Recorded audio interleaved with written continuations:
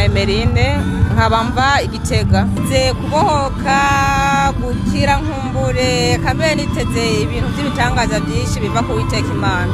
Panizigama Devota mvuye muri Rutana province Burunga komine Ruruma n'Igitega nyene zone na komine ni Mutye kubisanzwe kino gikorane bagikiraritse gusa bakimbivuza ati ndavyumvise umuntu uze kujya twamatumviriza igikando cyakanguka bakikivuze gusa naciye numvishaka n'inyota kuko cyahora igikorane cyahora gikoreka mu bindi bihugu nkumva nanje ishaka ino imvakirace mu Burundi bwacu kuko igihe cigera kuba jewe sinari hafi mvuga ati coba nanje noca ngenda numvishaka kuko nanje mfise imitwaro y'abantu namanumva bariko baratabarirwa muri kanguka nti nanje uwo munsi wogera nanje noca mbu wa mbere kwashika nanone nuko vyagoranye ngira ne gushika ku munsi wa gatatu nanje nkabandi hano kuko na wa muntu yakize Yesu yasanga ku kidengeri yagize umwete kuguma hajya ku kidengeri Yesu nawe acamusanga acaramutabara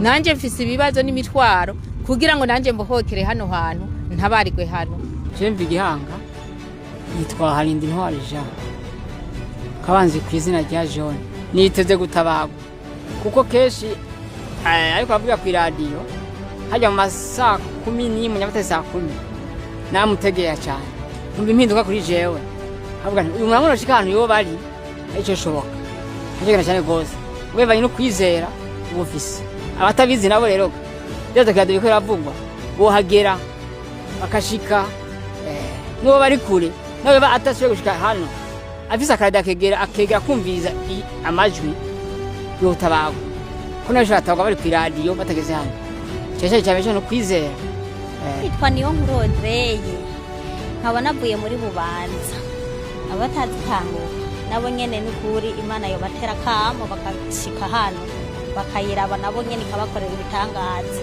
ego nitwa Misigaro Odette murubira ku gicumi kibazo nje kucereka Imana kuko Imana ndabe ko yomboza ikibazo cyo munda ubwo ivyo bintu biramfata cyane munda nkabyimbida nkakumenya mfisinda tanda mfise amabera kikamata atamabere bene mfise kandi mfise abana babiri umwe afise imyaka 13 undi imyaka 7 yaraheze imyaka 5 atawundi mwana ndasubira kuronka ishaka Imana izimbohore igira iki nkoreye no bibamenyesha bakazoza baraza nabo bakaza barabyibonera iki Imana ibikoreye umuntu jewe nitwa Kanyambuzana ndagwaye nzanye ikibazo cy'ingwara ngwaye najomba mu Kayanza ngwaye imitsi ngwaye amaso ngwaye stoma rero ngo basengere kuba nagumye numva bivugwa yuko nzotse aho nasenga nyene ndasenga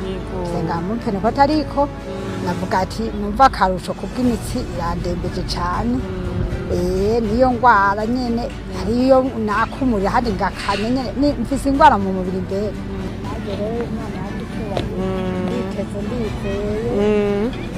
Yego cyane Ninaitwa Fataki Jackson. Niko mkimbizi hapa nchi ya Burundi. Ninakaa katika kambi ya Nyankanda Ruigi Gitega ndio kwenye ninaishi.